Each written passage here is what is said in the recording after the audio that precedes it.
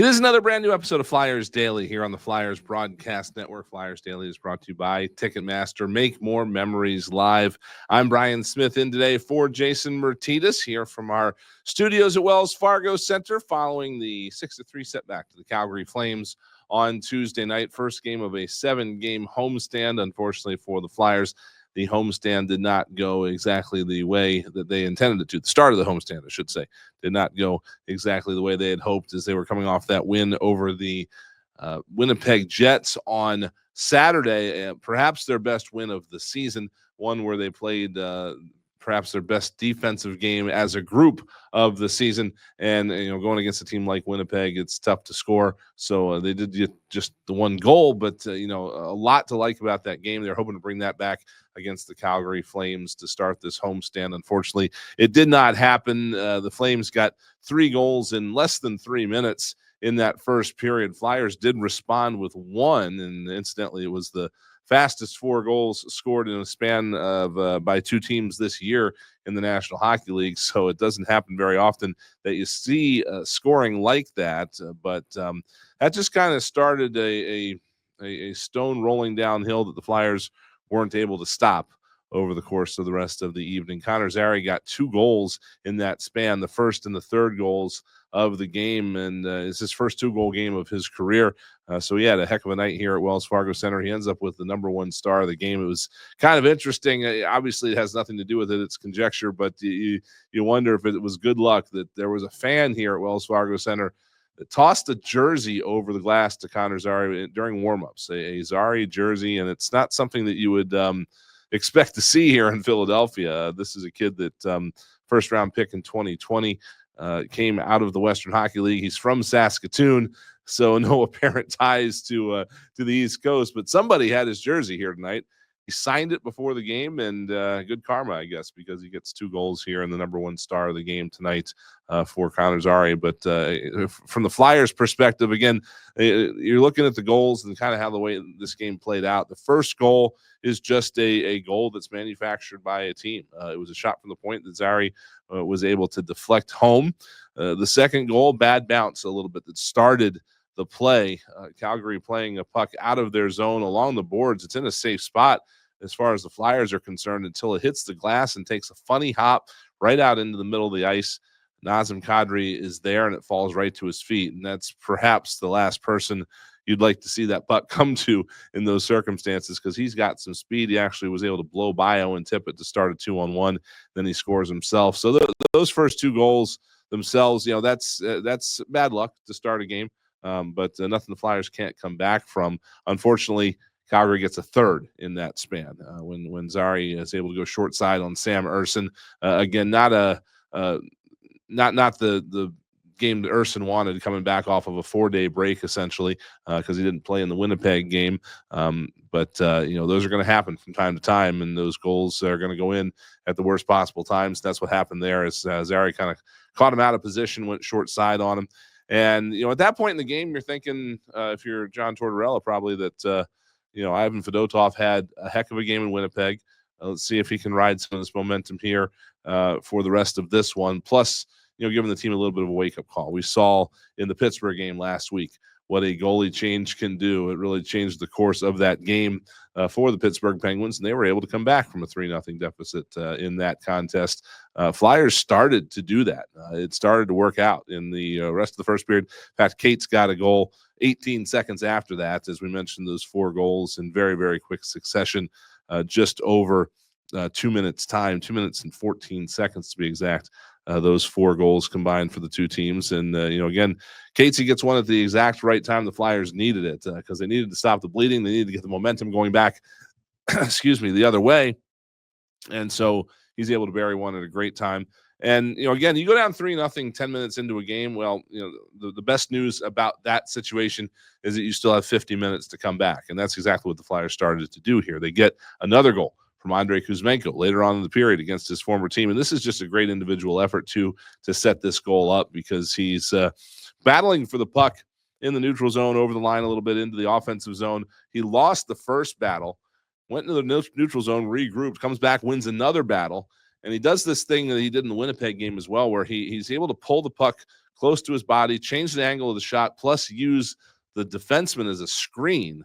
And he's able to beat Dustin Wolf tonight. It didn't work in Winnipeg. It works tonight. And just like that, it's 3-2. And it's a very winnable game at that point. If you're the Flyers, you have the Flames more or less exactly where you want them. You would love to take it into the intermission at 3-2, because then you've got them kind of second guessing themselves. Again, this is a Calgary team that has not scored a lot as of late. Perhaps a team that's got a little bit of a, I don't want to call it an inferiority complex, but they don't have a ton of confidence in their game maybe right now if you're the Calgary Flames. But unfortunately, the Flames get another one, and again, it comes in quick succession. It's just 18 seconds after the Kuzmenko goal, and it's another situation there where it's a goal the Flyers would love to see a save on.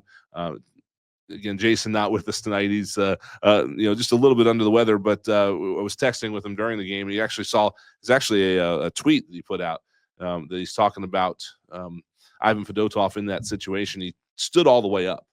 And again, when you're 6'8", standing all the way up, it's the way it's up there, right? You have to go all the way up there. Then he had to get back down and try to make the save, and that's where Sharon Govich was able to get him. He put it through the 5-hole along the ice. Jason was talking about, we'd like to see just a little butterfly push off the post there from Fedotov, and then he's in the right position to make that stop. And again, that puck doesn't go in. We're talking about a completely different rest of the night. But that restoration of the 2-goal lead, that gives the Flames a breath of fresh air in their sails going into that locker room in the intermission. And for the Flyers, it's like, okay, well, we came back a little bit here, but we're still down by 2, so that's not the most optimal scenario. Of course, you come back out in the second, you get one quick maybe, and it's still another game, but the Flyers weren't able to find that quick one in the second. In fact, there was no scoring in the second until about 3.5 minutes left. And this is the goal that's kind of the backbreaker a little bit. The Mackenzie Weegar goal on the power play. The Flames got set up. Flyers were in the box on the penalty kill, but then the box, after a shot from the point, the box collapsed right into the slot, and the Flames players just kind of spread wherever they wanted. I mean, there were 3 Flames open in the front of the net going after this loose puck, and it finally made its way out to Weegar, who fired it home. But, you combine that with the Sharon Govich goal, you take one of those goals away, and the Flyers are still in a much better spot, obviously. I mean, the math will tell you that, but just psychologically, you're only 2 goals down going into that third period. It's a little bit of a better situation to work with. And indeed, when Sean Couturier now gets credit for it. In case you missed it, by the way, if you were watching the game, it was originally credited to Matvei Michkov. The National Hockey League changed it to Sean Couturier right after the game ended.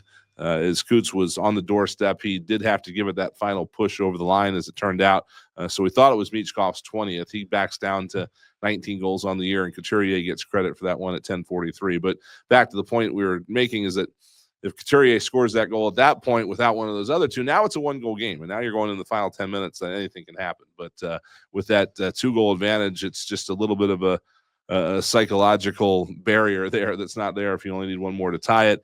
And of course, the Flyers were not even able to get one more in that contest, as the Flames finished it off with an empty netter. But it's so again, it's a disappointing game, I think, for the Flyers, in that they didn't jump back in here with some of the juice that they had against Winnipeg. But it can be a motivating game as well, because they are going to now go up against the Jets on Thursday here at Wells Fargo Center. They know that they can play with that team. They have a blueprint on what they can do against that team.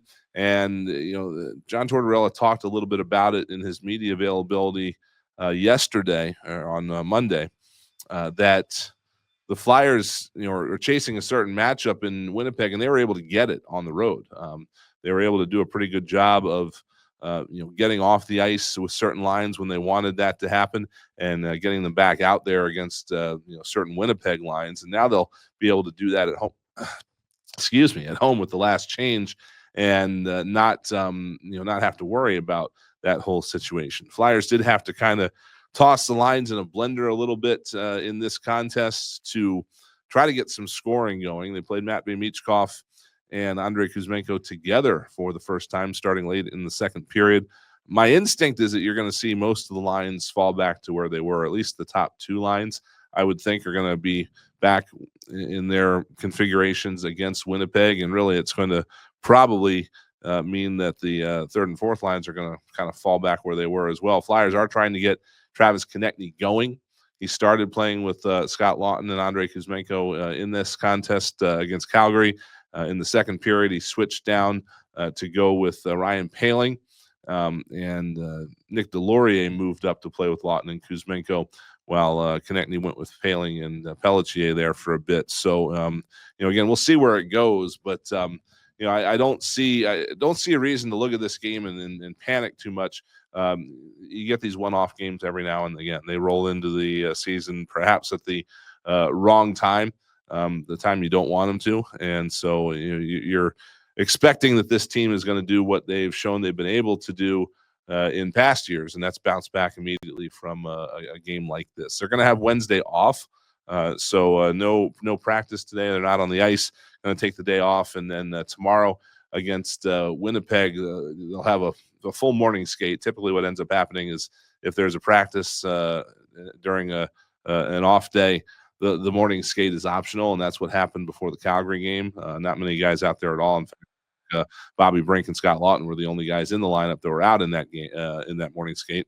But then if you have an off day and you don't skate, then that morning skate usually see most of the guys out there. So you'll probably see that on Thursday morning.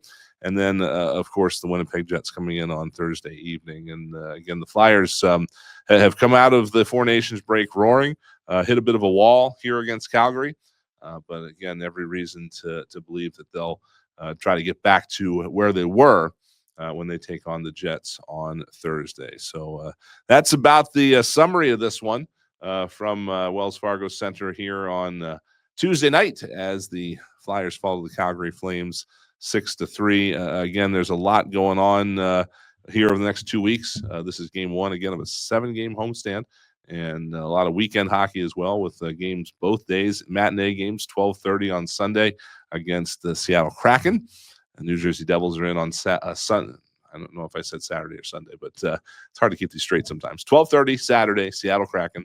1 o'clock Sunday, New Jersey Devils. That's what it is. And then Claude Giroux and Ottawa coming in next week on Tuesday night, and Tampa and Carolina to wrap up the homestand. So a lot of exciting hockey coming up, and of course the trade deadline drops right smack in the middle of it. And we'll be on top of the trade deadline here on Flyers Daily as it approaches. It is 3 p.m. on Friday, and we're going to probably have some special programming for you. So we'll do our best to keep you up to speed on Friday, obviously with the Flyers Daily episodes that will come out normally.